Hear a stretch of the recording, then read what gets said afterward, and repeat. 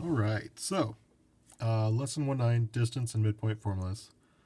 Stuff that you should have had before, but we'll introduce something new later on that you probably haven't gone over. So, show that each function is the inverse of each other. So remember, when we do that, we do f of g, g of f. So if we start with f of g, so with the f function, we're going to sub in the g function. And we're going to show that that's going to end up being 0. So first we'd cancel the 3's, and we're left with x minus 2 plus 2. Well, the plus 2 minus 2 cancel, so we just have x. Next we do g of f. So now for there, we're going to put 3x plus 2 minus 2 all over 3, because we're taking the f function, put it in for the g function. So first thing, minus 2 plus 2. So we're left with 3x over 3. And the 3's can cancel, and we're left with x. So this one works. So, distance formula. Something you should have seen at least in geometry a few years ago.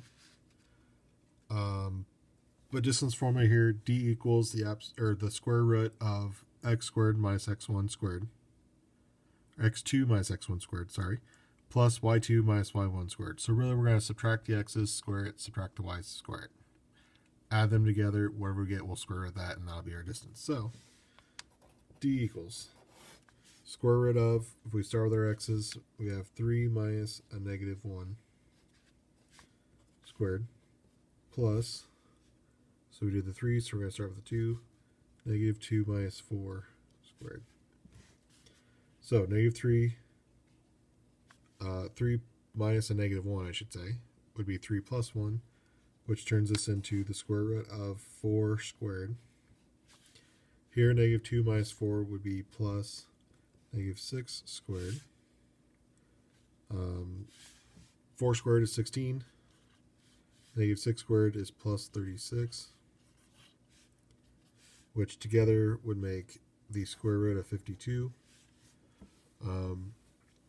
Now, if you put it in your calculator, you end up with about 7.21. If you factor this out, you could divide this by 4 and 13, which square root of 4 would be 2. So it could also be written as 2 square roots of 13. Either answer works. Generally, this is the more accepted answer because it's exact, where this is approximate. We have to round it. I'm fine with either one. Next, we have the midpoint formula, which is going to be the x's added together divided by 2, and then the y's added together divided by 2.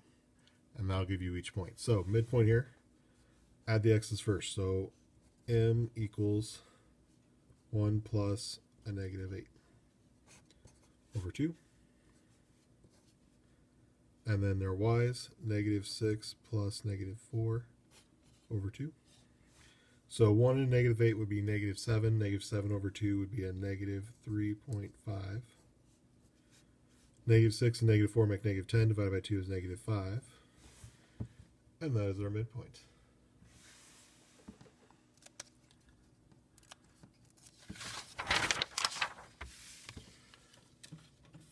Now, where we're going to throw in something new is with this, we're going to talk about circles. So the official definition of a circle is a set of all points in a plane that are equal distant from a fixed point called the center.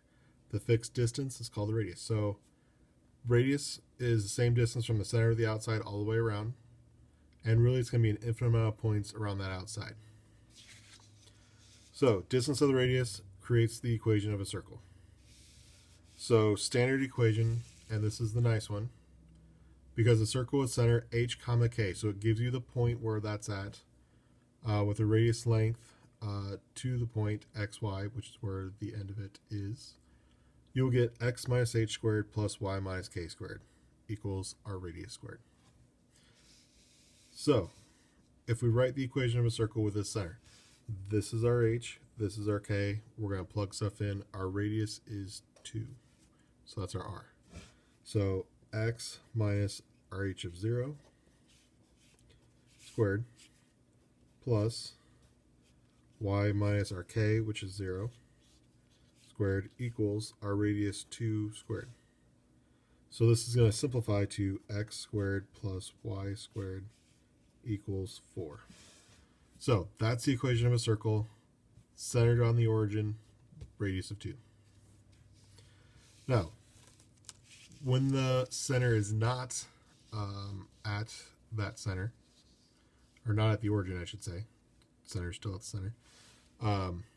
Again, this is still going to be our h, this is still going to be our k. So when we fill this in, we have x minus our h, so x minus the negative 2, which would be plus 2 squared, plus y minus our k, which is 3 squared, equaling our radius of 4, so 4 squared, 16.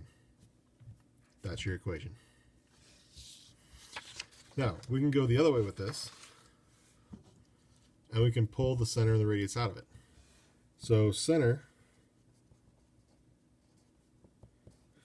is our h and k. It's always opposites of what's in here. So the h goes with the x, the k goes with the y. So same thing here. So the x one is the first one, the y one's the second one. Always opposite signs, because it's x minus h, y minus k. So opposite of negative 2 would be a positive 2. Opposite of positive 4 would be a negative 4. Radius is going to be the square root of whatever this equals. So 9 square rooted would give you 3. All you got to do.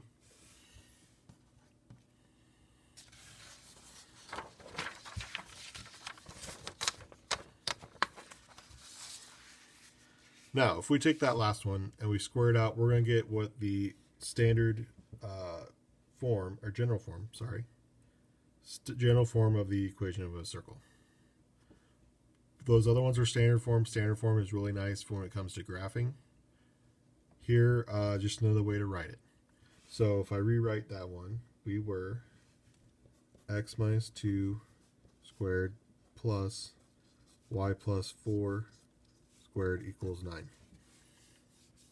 So if I square out the x minus 2, x minus 2 times x minus 2 would go to x squared minus 4x plus 4.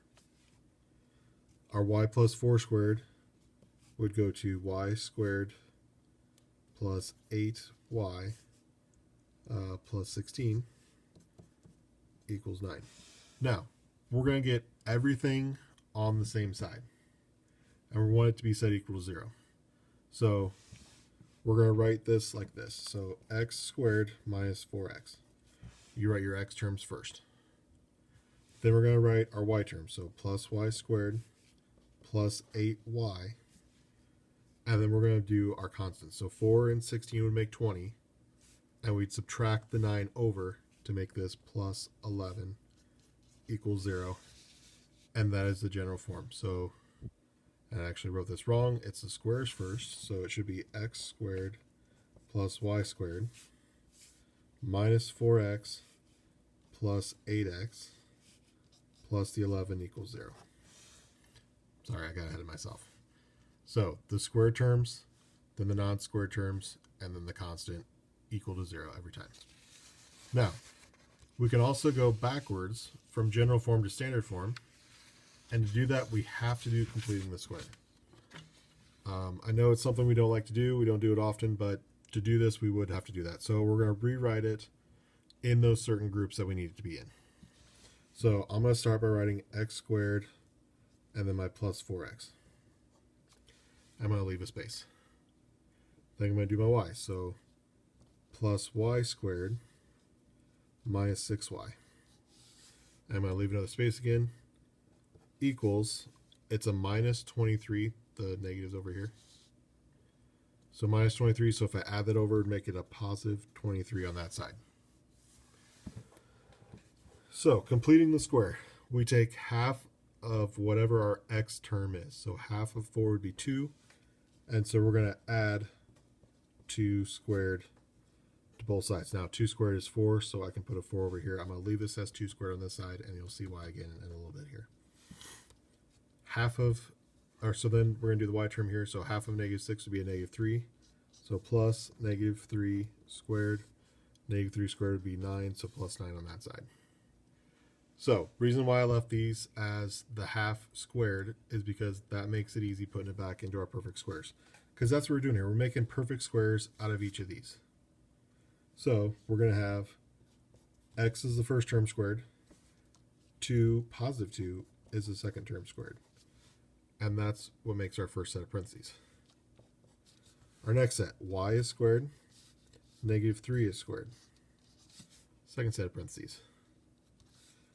23 plus 4 is 27, plus another 9 is 36.